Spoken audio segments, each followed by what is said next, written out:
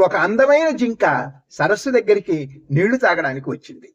తల వంచి నీళ్ళలోకి చూసుకుంటూ తన అందానికి తనే మురిసిపోతోంది. ఎంత అందమైన కొమ్ములున్నాయి నాకు అంటూ గర్వంగా పొంగిపోసాగింది. ఆ కొమ్ములు శాఖోపశాఖలుగా విస్తరించి కనువిందు చేస్తున్నాయి అనుకుంటూ తన కాళ్ల వైపు చూసుకుంది.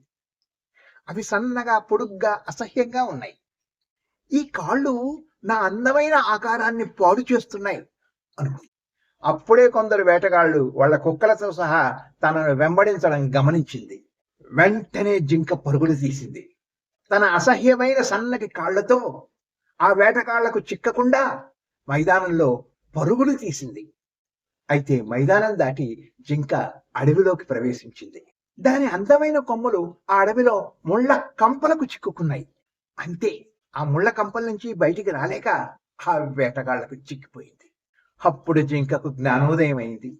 తను అనుకున్న అసహ్యమైన ఈ సన్నని కాళ్ళు తనను కాపాడాయి.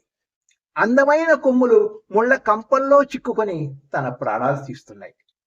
అందమైన నిరుపయోగమైన విషయాల పట్ల ఆరాధన పెంచుకొని విలువైన వాటిని నిర్లక్ష్యం చేస్తాం.